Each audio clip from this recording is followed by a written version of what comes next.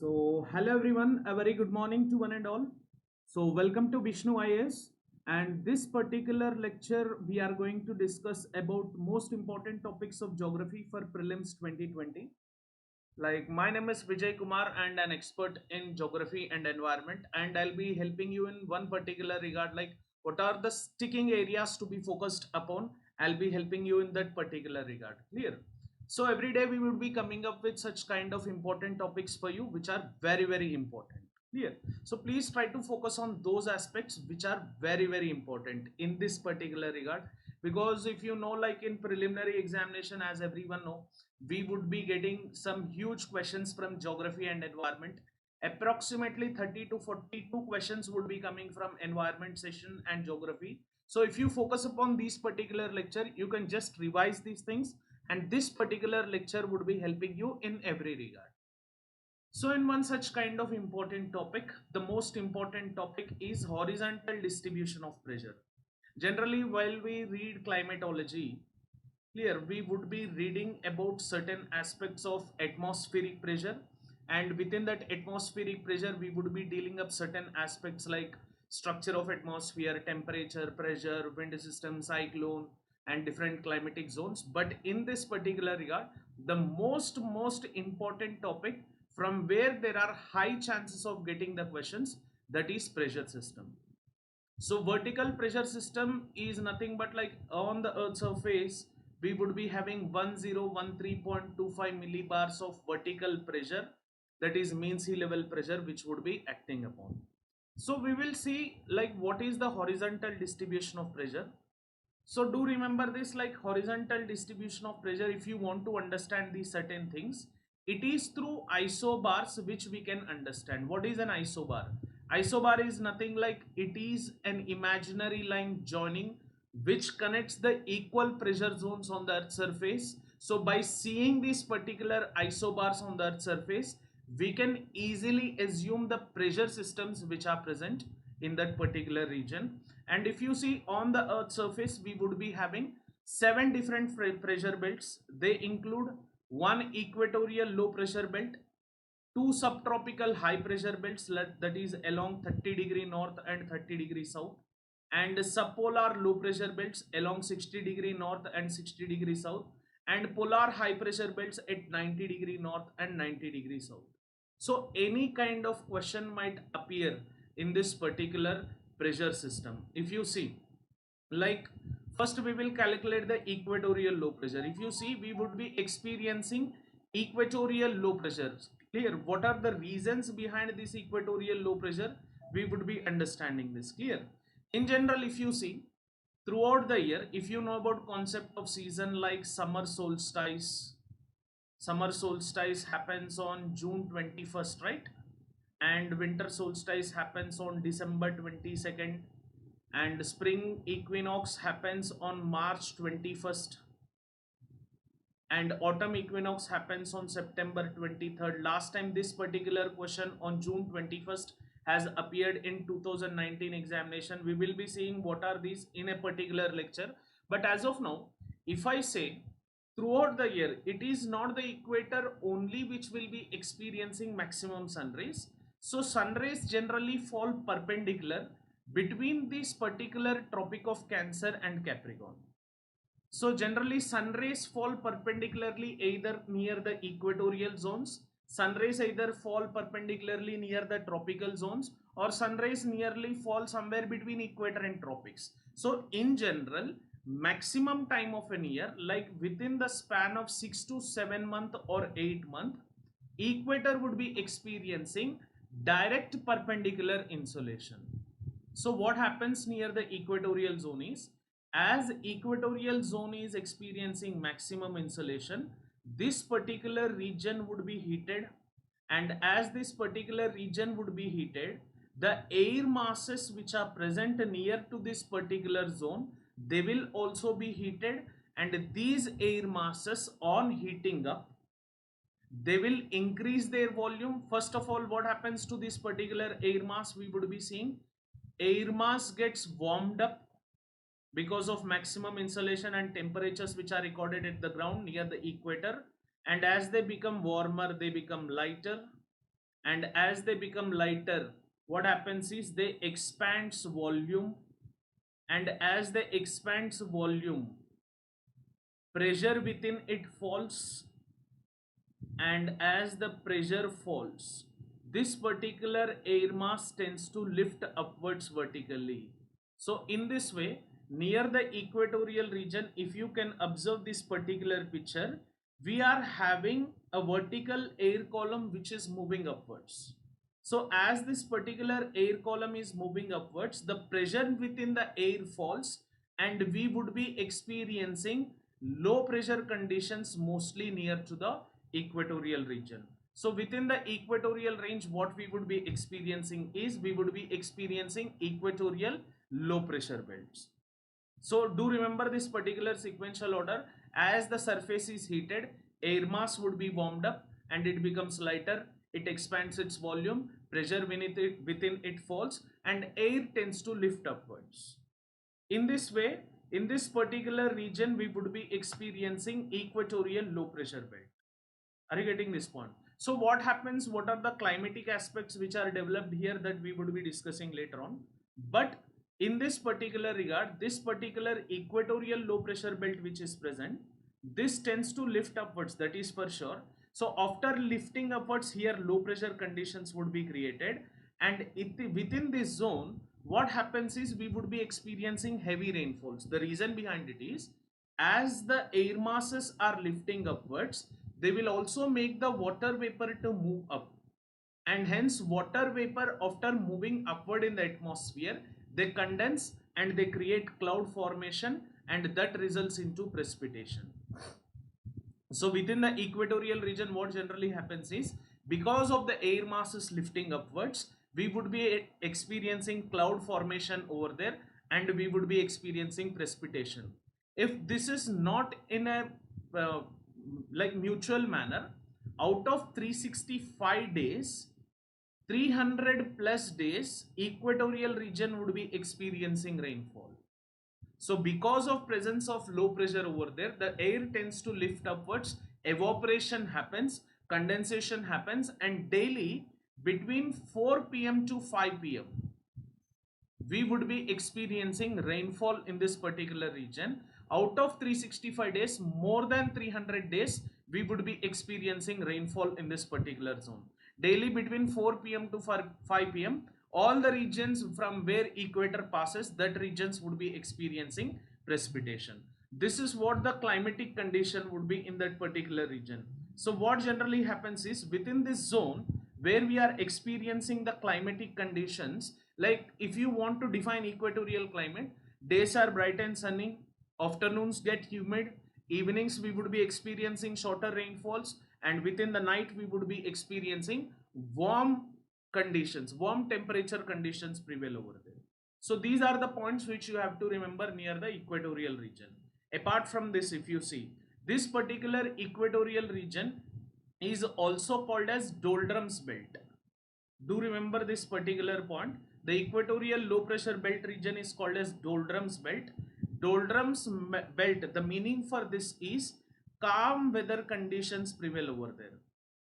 Calm weather conditions. Why we would be experiencing calm weather conditions is, those wind systems which are coming from high pressure conditions, these wind systems, they doesn't almost reach near to this 0 degree latitude, rather reaching 6 degree, 7 degree, 5 degree latitude, these air masses would be heating up and they tend to rise. So within almost near to the equatorial region, we won't experience any kind of horizontal movement of air. So as horizontal movement of air is not prevalent over there, the waters which are situated near the equatorial region, they doesn't experience any kind of high movements. So within that range, equatorial waters are very much quiet. You won't experience flushy kind of winds over there. Are you getting this point?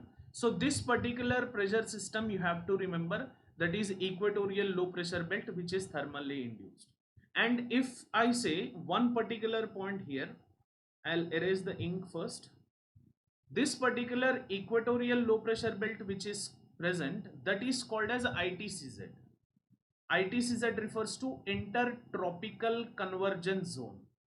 So what is intertropical convergence zone? It is nothing but generally when the sun rays tend to fall directly within Tropic of Cancer or Tropic of Capricorn, this low pressure tends to shift towards Cancer and Capricorn. That's the reason what happens is within this equatorial region, as we experience low pressure, that tends to shift towards the north during summer solstice, that tends to shift southward during the winter solstice. That's why as this equatorial low pressure belt which is present, it tends to shift towards north bit and south bit during winter and summer solstice. We give a name called as intertropical convergence zone. Do remember this particular point even. Clear? So this is the first pressure belt which you have to remember. And the second pressure belt which we have, that is subtropical high pressure belt. You can see here the subtropical high pressure belt. Generally what happens is the wind which is ascending up from the equatorial region, that tends to create cloud formation, and after creating cloud formation, after this air mass reaching to certain heights, under the adiabatic lapse rate, do remember this particular word. What is adiabatic lapse rate? Adiabatic lapse rate refers to fall of temperature within the air mass internally without having any external influence. The changes which happen, if they happen internally, that would be called as adiabatic. So if the temperature is falling adiabatically internally, that would be called as adiabatic lapse rate. So this particular wind system which is moving upwards, after reaching certain heights, they would become cooler, and once they become cooler, they become denser. Once they become denser, they reduce their volume, and once they reduce their volume, they tends to descend at subtropical locations like somewhere around 30° north and 30° south. These particular wind systems tends to descend. So these cooler winds which are present, which have become denser, they are tending to descend onto the subtropical locations. As they are descending onto the subtropical locations, under the descending air columns, do remember this keyword, under descending air columns which have ascended from equatorial region, we would be experiencing high pressure conditions within the subtropical location. So within the subtropical location, we would be experiencing high pressure conditions, and wherever we would be having ascending air column, there we would be having cloud formation and precipitation, and wherever we would be having descending air column, their cloud formation is absent. So within this high pressure conditions, we won't experience any kind of cloud formation. That's the reason why within the subtropical locations, we would be finding very less precipitational conditions, and as we find very less precipitational conditions, world's maximum deserts which are present, these deserts, they are located either near to the subtropical northern hemisphere or subtropical southern hemisphere. If you could see Sonoran Mojave Desert of North America, Saharan Desert, Daste Kavir Daste Lut Desert, Rubal Khali Desert, and Thar Desert, Great Sandy Desert, Kalahari Desert, Namib Desert, Atacama Desert, all these deserts, if you see, world's hot and dry deserts, they are either located near to Tropic of Cancer or they are located near to the Tropic of Capricorn. So the climatic conditions here is we would be experiencing high temperatures. Along with high temperatures, we would be experiencing desertified conditions in this particular region. Clear? So this high pressure is developed near to the subtropic of Cancer in the northern hemisphere and near to the Tropic of Capricorn. And post that, what happens is this particular descending air column tends to move horizontally in this way. So when they move horizontally, the air mass which generally tends to move in a horizontal way, that would be called as wind system, or it would be called as advection. Do remember this point. Horizontal movement of air is called as advection. Vertical movement of air is called as convection. So within this particular region, what generally happens is this particular horizontal movement of air is developed from the high pressure belts, and one such wind system moves towards the equator and one such wind system moves towards the polar region.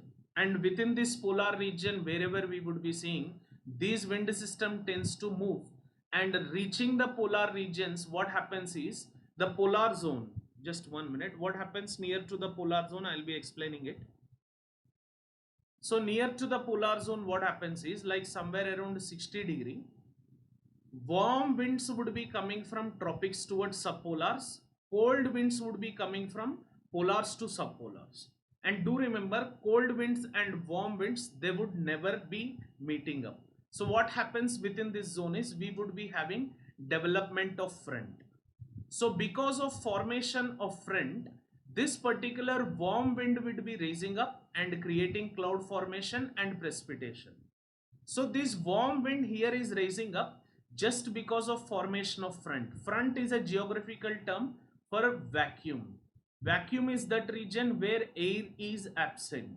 So wherever air is absent, that zone is vacuum. In geographical word, it is called as front. And because of formation of front, warm winds are raising upwards. You can see near to this particular subpolar location what is happening. Warm winds are raising upwards. Warm winds are raising upwards, and hence cloud formation is being created, and hence near to the subpolar regions we would be experiencing low pressure conditions and precipitations in the same way how the equatorial regions are experiencing. But the only thing which you have to calculate is near the equatorial region the low pressure is formed because of thermal factor. The low pressure which is present near to the equatorial region, that is because of thermally induced, and that particular low pressure which is formed near to the subpolar location, that is dynamically induced because of formation of front. So because of this formation of front, we are experiencing low pressure conditions in this particular region. If you see the side picture, see from the equatorial region what is happening, ascending air column and then descending and again ascending. So here we are having different cell-like structures which are created, right? So these cell-like structures which are created, we are giving up with the different cells name structures, that is between subtropics and between equatorial region. You can see the cell which is present, that is called as Hadley cell, and that cell which is present between subtropics and subpolar, that is called as Ferrel cell, and that cell which is present between polar high pressure belt and subpolar low pressure belt, that is polar cell. So these three combinations, they are called as tricellular model of circulation. In mains they might ask you this question, but in prelims if they ask you, they might ask you about the location of Hadley cell, Ferrel cell or polar cell, or they might ask you something related with this low pressure, high pressure, low pressure, like they might ask something inferring with front, they might ask something inferring with ITCZ, they might ask something inferring with doldrums, they might ask something related with the desert and high pressure conditions. So do remember these particular points, they are highly important for you. So one more important topic which appears in your prelims, that is trade winds. If you see in this particular picture, just 1 minute, I'll erase the entire ink over here so that you won't find any difficulty to understand. See, from the high pressure belts, what I said, every time whenever the wind starts moving from high pressure to low pressure conditions, right? So in this particular regard, what happens is any time those winds which tend to move from high pressure to low pressure, they would be considered as advectional aspects. So these advections which are created, they are being present between tropics and equator, tropics and subpolar, polar and subpolar. But now we are going to discuss about this particular wind system, that is trade winds. Those winds which move from subtropical high pressure belt to equatorial low pressure belt, they are called as trade winds. And why they are called as trade winds, I'll explain it. These winds, when they are moving from subtropics to equator, they used to help the sea traders in their maritime activities. As they used to help sea traders in their maritime activities, sea traders have kept these winds name as trade winds. Do remember this particular point, clear? So do remember its flowing also. They tend to blow from subtropical high pressure belt area towards the equatorial low pressure area. they are confined somewhere between 30° north and 30° south. And if you want to divide them in northern hemisphere and southern hemisphere, you can also divide, like they are called as northeastern trades. You can see this northeastern trades, and in the southern hemisphere they are called as southeastern trades. The reason behind it is they are flowing from northeast to southwest, and here they are flowing from southeast to northwest. Are you getting this point? So that's the reason why northern trade winds they are called as northeastern trade winds, southern trade winds they are called as southeastern trade winds. And these trade winds reaching the equator, they become warmer, they become humid, they tend to pick up moisture, and under the warmness increasing the volume, they decreasing the volume, they tend to raise upwards. Are you getting this point? Volume of air parcel increases and pressure within it falls. So what happens is we would be experiencing low pressure conditions. So trade winds generally they tend to reach towards the doldrums belt, but they doesn't reach until the 0° equatorial region. Hence reaching the 5°, 6° they tend to move upwards. Are you getting this point? So these particular wind systems which are present trade winds, and these trade winds they are responsible for formation of deserts on western margins. Generally within the tropics, if you see, we would be experiencing the deserts only on western. Thar Desert western, Saharan Desert western, Sonoran Mojave Desert western, Atacama Desert western, Kalahari Namib Desert western. Half of the western Australia is desert. So if you see these trade winds, they generally perpetuately they tend to move from northeast to southwest and southeast to northwest. So they generally tend to drain the eastern margins of continents. Do remember this particular keyword.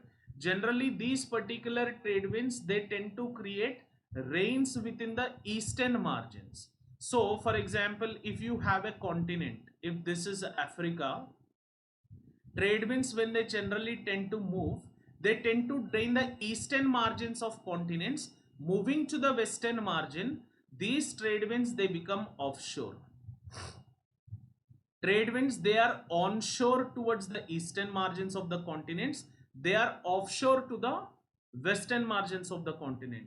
Offshore means it is nothing but these trade winds moving to these regions, they tend to dry up. So they tend to create precipitation on the eastern margins within the tropics, but western margins when they move they become drier. Then they are called as offshore trade winds. Hence we would be experiencing hot and dry deserts within the western margins. If you see any desert on the western margin, we would be experiencing only hot and dry deserts on west. It is just because offshore trade winds which are present, they blow dry in manner. We have two reasons why we have deserts at the western margins of the continent. One is offshore trade winds and one is cool oceanic currents. Regarding this particular oceanic currents, I'll be discussing these aspects while I discuss oceanic currents. But as of now, you just remember this particular statement that there are two reasons why we have western side deserts within the tropics. One is offshore trade wind and one is cool oceanic current. And one more set of wind which we have, that is westerlies. If you see in this particular diagrammatical representation, I'll erase the ink of trade winds. Those winds which are blowing from subtropical high pressure belt to subpolar low pressure belt, they are called as westerlies. They are called as westerlies. These westerlies they generally move from subtropical high pressure belt to subpolar low pressure belt. Do remember this particular point. And these westerlies they drain western margins of the continents. So within the temperate regions, if you see the cold deserts which are present, they are present on the eastern margin. If you see, we have westerlies in northern hemisphere, we have westerlies in southern hemisphere, but those westerlies which are present in southern hemisphere, they are stronger. The reason behind it is, if you see the earth's surface, we would be having homogeneity of hemisphere. So because of presence of homogeneity of hemisphere, we would be experiencing more fast moving of these particular winds. So westerlies they tend to move very fastly in the southern hemisphere. That's why southern hemisphere westerlies are stronger when compared to the northern westerlies. Hence, southern hemisphere westerlies are given up with some nicknames, like within the 40 degrees they are called as roaring 40s, within the 50-degree latitude they are called as furious 50s, and within the 60-degree latitude they are called as shrinking 60s. So these are some deadly terms which were given by the sailors by seeing the fastage of these particular westerlies within the particular zone. And as I've already said, like western margins of the continents, we would be having the precipitation created by westerlies. But if you see, we would be experiencing huge variability of westerlies. It's not like they are almost stable like trade winds. Westerlies are bit fluctuating in nature. So when they move towards the polar regions, they become more highly fluctuating. When they are near to the subtropical location, they are bit less fluctuating, but reaching the polar regions, they are highly fluctuating in nature. Getting this point? So next, wind, like monsoon is nothing but wind. In generally, I have already said, like if you see, generally equatorial region should be experiencing low pressure conditions, right? So what happens is, during the summer solstice time, sun tends to fall perpendicularly near to the Tropic of Cancer. Hence, the low pressure which is present near the equator, that low pressure tends to shift towards the Tropic of Cancer. You can see in this particular picture, if you observe, you can see the ITCZ which has to present near the equator. That ITCZ has present near to the subtropical pressure belt, but you can say it as Tropic of Cancer as well. So because of shifting in ITCZ, what happens is, from the southern hemisphere, the southeastern trade winds, they doesn't get low pressure condition near the equator. Hence, what these southeast trade winds would be doing is, they cross the equator, and immediately as they cross the equator, they tend to deflect rightward, and as they deflect rightward, they are called as southwest trade winds. And these southwest trade winds, they catch the moisture from Indian Ocean, and as they catch the moisture from Indian Ocean, they enter India as southwest monsoon. This is one of the basic points how the monsoon would be generated. So India is defined as subtropical monsoonal climate, right? So these subtropical monsoonal climate or monsoonal winds which are present, they are nothing but southeastern trade winds crossing the equator. They tend to deflect rightward, and once they deflect rightward, they catch the moisture from Indian Ocean, and once they catch the moisture, they become southwest monsoonal winds, and they tend to enter into India, creating huge amount of variability rainfall. So I'll be discussing this concept of monsoonal climate again in Indian climate while I discuss that particular chapter within this important topics for preliminary examination. But here your question comes, sir, why these winds are deflecting rightward? Answer is Coriolis force. This might be also a question in your UPSC prelims. Like Coriolis force is that force which is generated because of rotation of Earth. So as we are having the rotation of Earth, as this particular Coriolis force, which is a force which is generated because of rotation of Earth, this force makes the winds to deflect rightward in the northern hemisphere, and it tends to deflect leftward in the southern hemisphere. So Coriolis force tend to make the winds to deflect rightward. That's the reason why these southeastern trade winds, after crossing the equator, they tend to deflect themselves towards the right. So later on, when the ITCZ shifts back towards the equatorial position, these winds which have entered into India, they tend to retreat back. This is called as retreating monsoon. This also we would be discussing in Indian climate, where we would be discussing about the climatic aspects and monsoon. And hence generally from the land to sea towards the equator, these winds tend to move.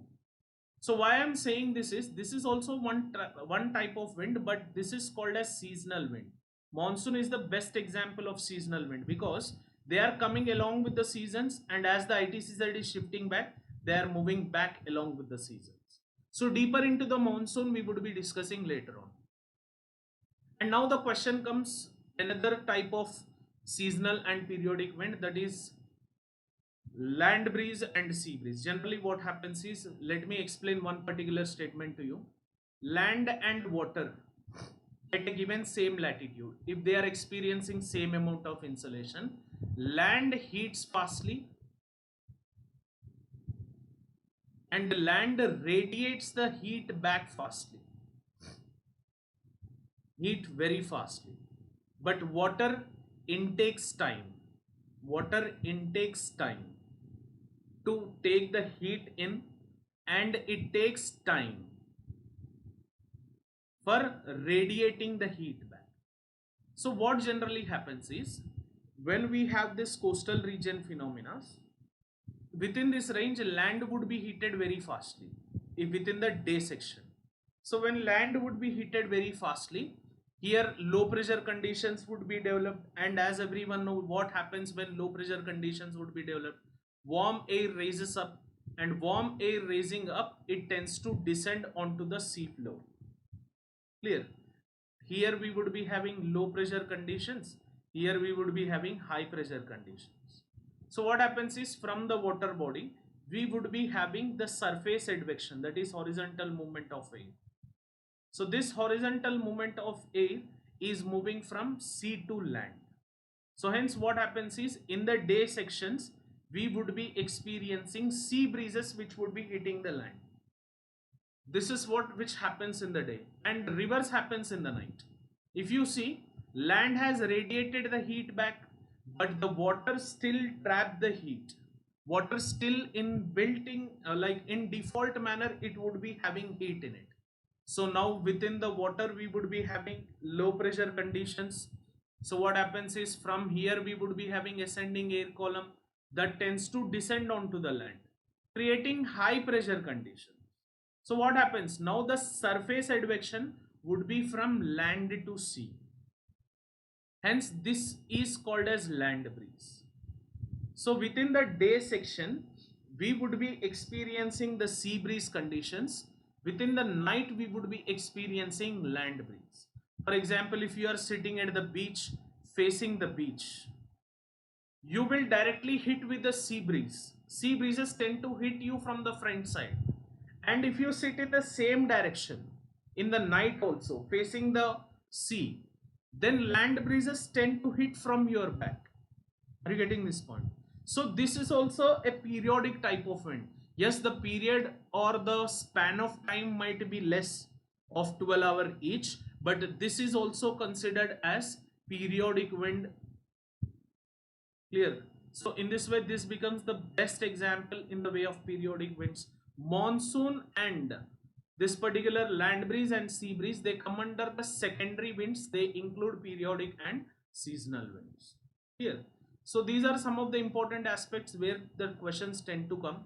Clear? Once go through this particular video. If you have any doubts, please try to comment in the comment section, and if you have any regards, like please try to share this video as much as you can, and please try to subscribe to this particular channel Vishnu IAS, so that you get the continuous notifications. You click on the bell icon, you would be getting continuous notifications. Share this video. If you have liked this video, share it to as much as you can, so that this particular education revolution might reach every corner of the country.